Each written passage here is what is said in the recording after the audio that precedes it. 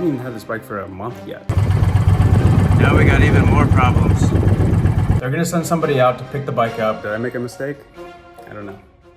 Now, I've been planning on doing a full walk around of this bike. This is the 23 Challenger, the Indian Challenger, Dark Horse Edition. And I do love this bike. And I was going to do a full walk around video like I do with all my bikes. And what stopped me is because I did a 300-mile trip on the bike. And on the way back home, I got a check engine light. And so that's kind of what's been holding me up as far as doing a full walk around. Now I will say that the nice thing about the Indian is that if you get a check engine light, you can actually see what the issue is right in the dash. So let me show you that real quick. If you come in here, you just hit that, you get power to the dash. Once that pops up, you have this cool little screen. Da-da-da. For some reason, this warning pops up every single time you start the bike, which is kind of annoying. Yeah, anyway, you come here, you can flip through your modes, all this good stuff. But anyway, click the little Indian up there, come down here, get notifications. Actually, it's not notifications. All settings, that's what you click. And down here you have vehicle, you can click that. And then you've got diagnostics, click that. And then your codes will pop up. So this is why my engine light was on. My check engine light came on, and these are the codes that came up. Now these are for the oxygen sensor, heater 1 and heater 2, voltage too low. If you click on those, it'll kind of tell you some more information on there, basically saying that the heater is faulty and causing reduced performance. Now, I don't know what any of that means, so I'm gonna have to take this to Indian. They're gonna have to pull it and tell me whether or not this was just like a fluke or if there's a true issue. I find it a little bit weird that both of them would go out. I don't know. We were cruising pretty good, maybe 85 mile an hour down the interstate. And again, it was like a 300-mile trip up to Ocala and back down to the St. Pete area.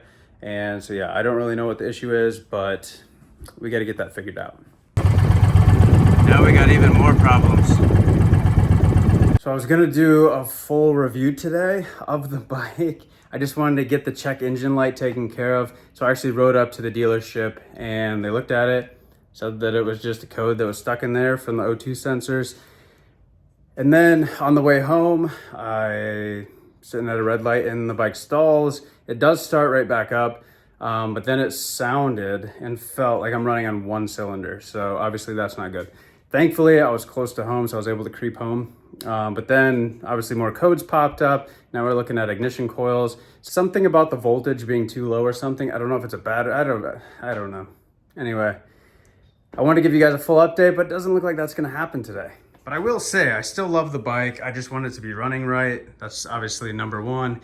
But other than that, I just did a 300-mile trip on it, 2 up, had the girl in the back, and we went up to Ocala from St. Pete. So round trip, it's around 300 miles of interstate. And it was honestly, it's an awesome ride. We have music, we have just comfort, and not to mention, we have storage, which storage is awesome. Like I could throw my laptop in there, extra hoodies, whatever you want, snacks, drinks, whatever you want. And the other really cool thing about riding this thing down the interstate and just kind of cruising is this thing cuts through the wind like crazy. The other day when we went up to Ocala, it was very windy, like gusts of winds, 35, 40 mile an hour. And normally you're getting tossed all over the road. With this thing, it just kept it straight line, which is awesome. So that was cool. That was awesome. So it does really good going down the interstate, good fuel mileage, all that good stuff. And the power. So if you want to pass somebody, you've got the power to do so.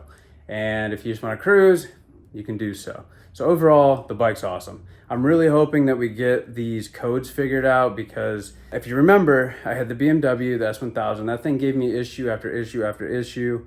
And don't get me wrong, I still love that bike. Amazing bike. There's just some issues with it. Ignition coils, fuel pumps, water pumps, all that stuff. It goes bad before it should. And I don't know what it is with these newer bikes just having issues because I've had a bunch of CBRs and Honda obviously makes like an amazing product. And I hate to say that I'm gonna go back to a Honda, but we'll see how this Indian thing plays out. I don't know, did I make a mistake? I don't know. We'll see what they come back with. I'm gonna give them a call right now and let them know that I made it home, barely. So I just got off the phone with the guys over at Indian And basically what they're gonna do, they took all the codes and they're gonna submit that, create a case or a ticket or whatever the hell they call that through Indian, and then figure out exactly what it is that they wanna do or what they think the issue could be. That way we're not just playing this guessing game. Right now we're throwing 3 codes. Again, it's for the oxygen sensor and now for the ignition coil. So, and next to each one it says low voltage. I don't know if this is a battery issue. I have no idea. The battery in this bike should be perfectly fine, so I don't know why that would be an issue. But regardless, that's the nice thing about buying a bike with warranty, then you don't have to really lose sleep over this stuff. But even with that, it sucks when you have a bike like this, or any bike, and you can't ride it, it's just sitting around. Yeah, that kind of sucks. So I haven't even had this bike for a month yet, so I shouldn't have any issues with it. But that's just the way it happens. Like I said, with the BMW, I had all kinds of issues. Eventually got everything ironed out. But it just makes it tough to, I don't know, it makes it tough to go for a ride knowing that something could happen because it's happened before. So you kind of have like that fear in the back of your head, and that kind of sucks, and it's hard to get over that. So hopefully we can get this resolved and be back on the street without any issues. Now, I will say the guys over at Indian have been super helpful. Again, this just happened a couple days ago on a long trip. They were closed on Monday, so today's Tuesday, which is why I took the bike up there to get checked out. And they were on top. They were able to scan it right away, just stop by, scan it, go from there. And then, yeah, obviously when I got home, give them another call. And they're on it. So we'll see what the turnout is. And yeah, it just sucks. It sucks. But that's just part of buying motorcycles and toys, I guess. I don't know. But anyway, let's look at some of the cool things about this bike, some of the things that kind of stand out to me so far that I really like about the bike. And then when all this other stuff gets resolved, we'll go over the fixes, what they did, and if that took care of the issues, hopefully. Now I still want to do I'm going to do a ride video, strap on the GoPro. We'll do a full ride video, which I was planning on doing today, but with the bike dying, I don't really want to go through all that and then be stranded someplace. So we're just gonna do a quick walk around in the garage, which isn't ideal, but give you an idea. There are bugs everywhere because we just did a long trip and I have not cleaned it yet, but regardless, here it is. One thing's kind of cool is, I don't know if this is on all of them, but on the Dark Horse, the chief head here lights up, which is kind of neat, interesting. I'm not a huge fan of big gaudy things like this, so I don't know, I might swap this out for a different fender without this. I think less is more, and that's one of the reasons why I really like this bike, because it's very minimal, but it's awesome. I don't want big and flashy and all that, and this isn't flashy. So the Dark Horse has kind of like the blacked out engine, which looks awesome. I'm not a huge fan of all the chrome, so this is, in my opinion, looks really, really good. So the whole thing is kind of blacked out. Pieces on there, got the pipes, those are slip-ons. Everything else is kind of blacked out, looks really, really good. And the other cool thing, got the heel to toe shifter, which I really enjoy. It just makes for smoother shifts. Just kind of nicer than having to lift up with your toe. So I really like that feature on here. Floorboards are awesome.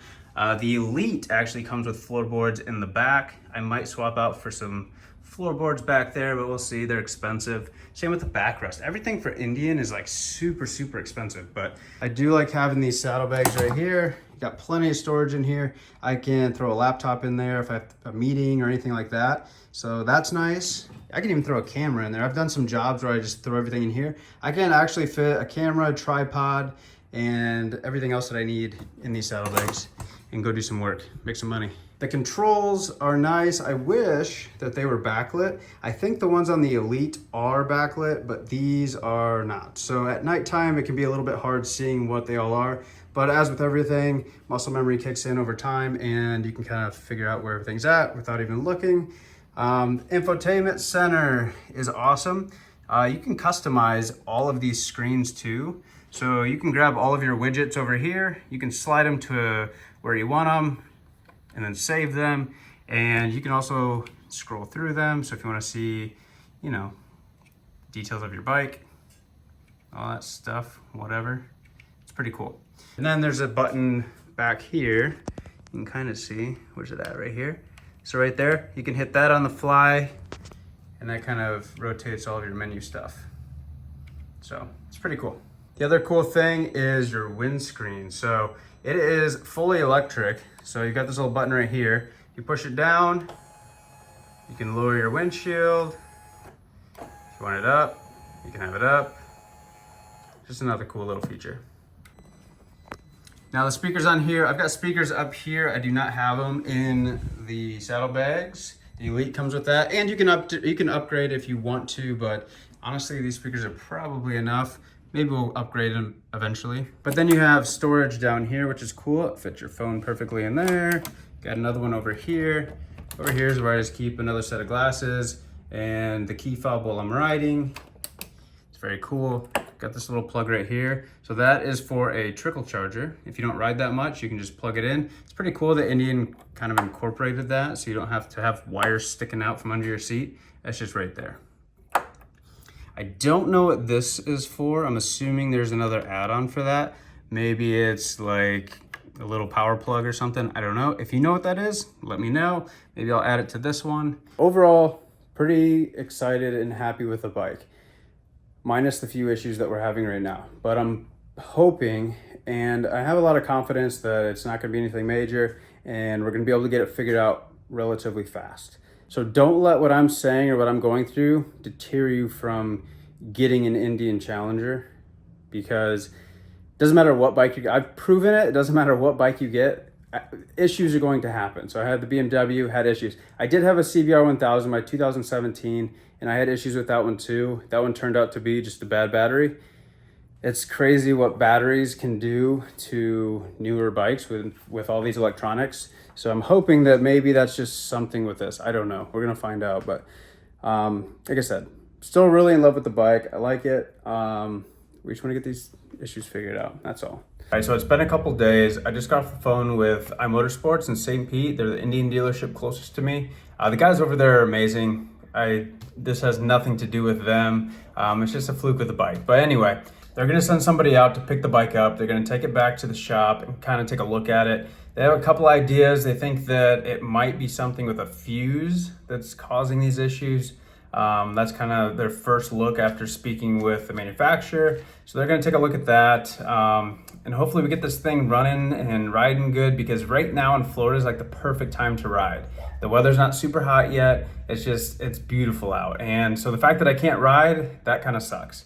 But regardless, I have full confidence that they're gonna get this thing taken care of, and we're gonna be riding super soon. So anyway, again, this isn't the update that I wanted to give you guys or the review of the bike. I'm going to save that for a full video once everything is ironed out, because again, I love this bike. There's a lot of great features about it. I love the way it rides, the way it looks, everything. And I wanna encompass that in a video, but this is just a little delay. It's just part of buying toys, I guess. I don't know.